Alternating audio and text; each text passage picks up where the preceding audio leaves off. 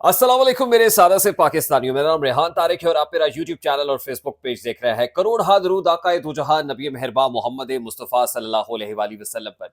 इस दुआ और इस उम्मीद के साथ इस व्लॉग का आगाज करते हैं कि अल्लाह रब्बुल इज्जत इस मुल्क के फैसला साजों के दिलों में सादा से पाकिस्तानियों के लिए नरमी पैदा कर दे। सबसे पहले तो मैं इंतहाई माजरत खा हूं कि मैं अर्ली आपके सामने आपकी खिदमत में ये व्लॉग पेश नहीं कर सका। इंटरनेट डिस्ट्रप्शन उसकी एक बहुत बड़ी वजह है। हुई ताखीर तो कुछ बाइस ताखीर भी था। ये इंटरनेट डिस्ट्रप्शन क्यों हुई आज के इस व्लॉग के अंदर इस पर जरूर बात करेंगे। लेकिन इस सर्द मौसम के अंदर जो सियासी दर्जा हरारत है वो बहुत ज्यादा है। और आज इवनिंग में जो व्लॉग हमने आपके सामने रखा था और खबर आपके साथ शेयर की थी उस खबर की तौसीक भी हो गई है। और अब पाकिस्तान मुस्लिम लीग नून के सदर शहबाज शरीफ साहब ने जनरल आसिम मुनीर से राब्ता कारी की कोशिशें तेज कर दी हैं। उनको मनाने का अमल भी तेज हो गया। और क्या है जो पाकिस्तान मुस्लिम लीग नून की तरफ से अब बिल वास्ता जनरल आसिम मुनीर साहब तक कन्वे किया जा रहा है, chief of the army staff को क्या है जो बताने और समझाने की कोशिश की जा रही है, वो भी आज के इस व्लॉग में आपके सामने रखेंगे।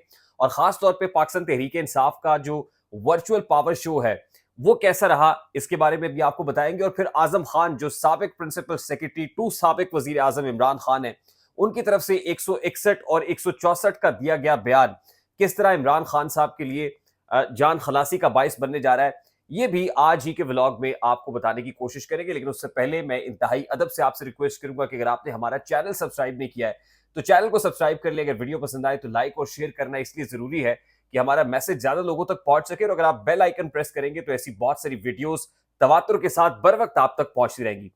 मेरे सादा से पाकिस्तानियों, आज सबसे पहले इंटरनेट डिस्ट्रप्शन की बहुत बड़ी वजह पाकिस्तान तहरीक इंसाफ का जो वर्चुअल पावर शो है वो है।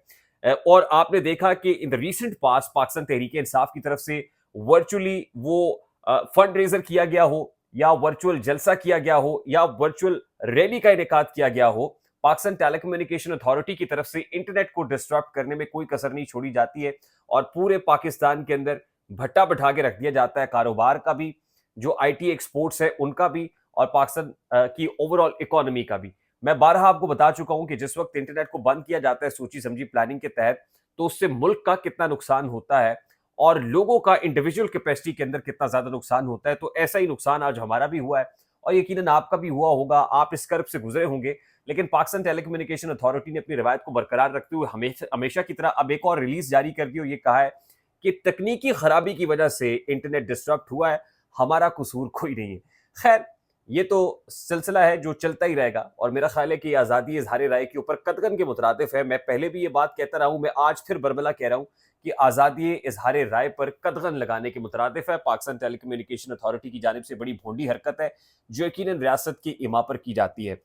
अब पाकिस्तान तहरीक इंसाफ की जानिब से जो वेब पोर्टल है वो भी जारी कर दिया गया है और उस पर इंतखाबी निशानात के हवाले से जो पाकिस्तान तहरीक इंसाफ के वोटर सपोर्टर हैं वो क्लैरिटी ला सकेंगे। और उस पर कॉन्स्टिट्यूंसी वाइज वो कहते हैं कि अगर आप वो फील्ड फॉर एग्जांपल NA 171 का हवाला दिया गया है, अगर इस कॉन्स्टिट्यूंसी के बारे में आप ये देखना चाहेंगे कि वहां पाकिस्तान तहरीक इंसाफ बैक कैंडिडेट कौन सा है तो बासानी आपको पता चल जाएगा और उसका इंतखाबी निशान भी आपको मालूम हो जाएगा, जिससे उस कैंडिडेट को वोट कास्ट करना और उसकी हक में पाकिस्तान तहरीक इंसाफ को अल्टीमेटली जिताना बड़ा आसान हो जाएगा। अब पाकिस्तान तहरीक इंसाफ को रोकना बड़ा ही मुश्किल है और वो कोई ना कोई इनोवेटिव तरीका निकाल ही लेते हैं। जैसे कि हमने देखा कि कितने मुज़क्कर खेज इंतखाबी निशानात पाकिस्तान तहरीक इंसाफ के कैंडिडेट्स को अलॉट किए गए, किसी को बैंगन, किसी को जूता, किसी को हुक्का, किसी को चिमटा। इस तरह के वाहियात किस्म के जो इंतखाबी निशानात हैं वो अलॉट कर दिए गए। लेकिन इसको भी बड़ी ब्यूटीफुली पाकिस्तान तहरीक इंसाफ का जो डिजिटल मीडिया है और पाकिस्तान तहरीक इंसाफ है वो इसको बड़े ब्यूटीफुली जो है वो प्रमोट भी कर रही है, आउटरीच भी कर रही है, कैंपेनिंग भी हो रही है। तो कोई ना कोई ऑल्टरनेट वे वो ढूंढ लेते हैं जिसका क्रेडिट उनको जरूर देना चाहिए।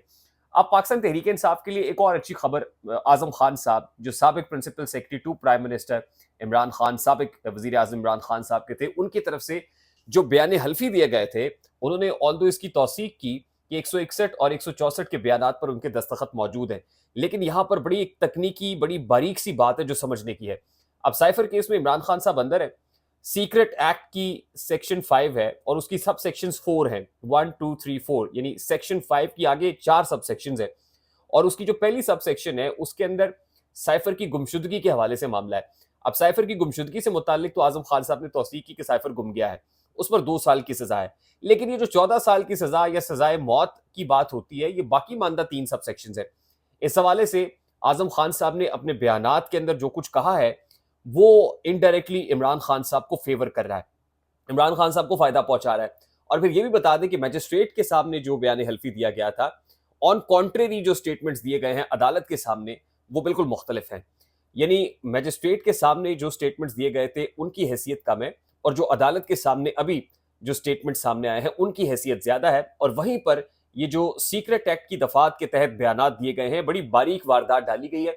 और मैं ये कहूंगा कि रियासती जबर के बावजूद आजम खान ने ये तमाम तर स्टेटमेंट्स दे के इमरान खान के लिए एक आसान रास्ता जो है वो मुंतखब कर लिया है। इमरान खान साहब के लिए आने वाले दिनों में साइफर केस के गिर्द जो शिकंजा सख्त होता हुआ दिखाई दे रहा था, वो आपको फ्लेक्सिबल होता हुआ, वो कदरे खुलता हुआ, ब्रीदिंग स्पेस क्रिएट करता हुआ दिखाई देगा, जो इमरान खान साहब के लिए आज एक अच्छी खबर की सूरत है। अब बढ़ते हैं जनाब उस खबर की तरफ जो आज हमने इवनिंग में आपको दी थी और उसकी तौसीक भी हो गई है। आज ही सलीम साफी साहब जो सीनियर सहाफ़ी हैं, जियो न्यूज़ से वाबस्ता है, प्रोग्राम जिरगा करते हैं, उसमें पाकिस्तान मुस्लिम लीग नून के सदर शहबाज शरीफ साहब आए और शहबाज शरीफ साहब ने एक स्टेटमेंट दिया। उनका ये कहना है कि इंतखाबात अगर अब इल्तवा का शिकार हुए तो हम मज़ामत करेंगे, सियासी जमातें मज़ामत करेंगी। अब ये बयानिया पाकिस्तान मुस्लिम लीग नून का नहीं है मेरे सादा से पाकिस्तानियों, क्योंकि हमने आपको खबर दी थी कि गुज़श्ता 3 हफ्ते में 4 बार door knocking general Asim Munir के दर पर नवाज शरीफ साहब ने की, और फिर एक रुका भेजा कि मुझे, मरियम को और परवेज रशीद को मुलाकात का मौका दिया जाए। लेकिन आगे से सुर्ख झंडी दिखाई दी जाती रही और ये कहा जाता रहा कि अभी मूड नहीं है कल आना, अभी वक्त नहीं है हमारे पास, chief of the army staff की बहुत कमिटमेंट्स हैं। खैर मुलाकात का वक्त नहीं मिला, और उसमें ये कैटेगोरिकली कन्वे भी कर दिया गया नवाज शरीफ साहब को कि you are not going to be the prime minister for the fourth time, आप कोई और मामला ढूंढे, क्योंकि जो कमिटमेंट्स और जो गारंटीज और जो मामला हुए थे उसके तहत अब काम हो गया, अगली बात हमारी कोई नहीं हुई थी, इसलिए जागते रहना, साढ़े देना रहना, यानी सरेंडर कर दिया गया एस्टैब्लिशमेंट की तरफ से। और जाहिर है आज ही बिलावल भुट्टो साहब ने एक और स्टेटमेंट दिया है जो इसको सपोर्ट कर रहा है, इस स्टांस को, इस आर्गुमेंट को। और वो ये कहते हैं कि जब एस्टैब्लिशमेंट ने कह दिया था हम न्यूट्रल हैं, तो एस्टैब्लिशमेंट को धक्के से घसीट के सियासत के अंदर फिर सियासतदानों ने ही मौका दिया है। और वो रेफर कर रहे हैं 16 माह की पीडीएम हुकूमत को, कि उसमें पीडीएम ने जो एस्टैब्लिशमेंट को अननेसेसरी घुसेड़ा है और जो विवरिंग और फेवरिंग ली है, उसकी वजह से एस्टैब्लिशमेंट का किरदार बहुत ज्यादा बढ़ गया है सियासत के अंदर। और उनके बकौल इस वक्त एस्टैब्लिशमेंट बहुत ज्यादा पावरफुल हो गई है, और अगर पावरफुल किया है तो वही पॉलिटिकल स्टेक होल्डर्स ने किया है और 16 माह की पीडीएम हुकूमत ने किया है, और इसमें कोई दो राय नहीं है।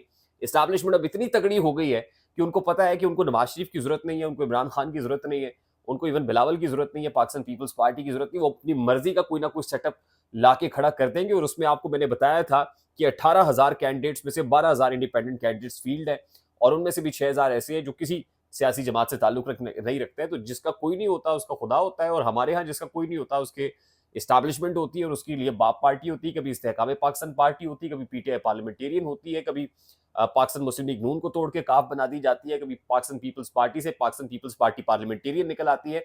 तो आने वाले इंतखाबात जो 8 फरवरी को होने जा रहे हैं और नविश्ता दीवार है, अब तो पाकिस्तान मुस्लिम लीग नून ने जो शहबाज शरीफ साहब को मैदान में उतारा है, वो इनडायरेक्टली आसिम मुनीर साहब तक ये पैगाम पहुंचा रहे हैं कि हुजूर अगर आपने फैसला कर लिया है कि 8 फरवरी को इंतखाबात होंगे तो हम आपके साथ हैं, और जो 8 फरवरी के इंतखाबात को डिले करने की कोशिश करेगा हम उसके खिलाफ वजामत करेंगे, हम एहतजाज करेंगे। हालांकि मौलाना फजलुर रहमान और नवाज शरीफ साहब लाइक माइंडेड है, और आपको पता है ये दोनों इंतखाबात नहीं चाहते हैं। लेकिन शहबाज शरीफ जो गुड कॉप बैड कॉप का कॉन्सेप्ट है ना पाकिस्तान मुस्लिम लीग नून के अंदर, वो अब रिप्रेजेंट करते हैं उसको। जब रप्चर हो जाते हैं ताल्लुकात एस्टैब्लिशमेंट के साथ, जब क्रैक्स आ जाते हैं, उन क्रैक्स को हील करने के लिए शहबाज शरीफ साहब को मैदान में उतार दिया जाता है। तो इनडायरेक्टली शहबाज शरीफ साहब अब इस मिशन पे हैं कि जनरल आसिम मुनीर को यह तासुर दिया जाए कि मैं आपके साथ हूं, जैसे आप कहेंगे वैसे ही होगा।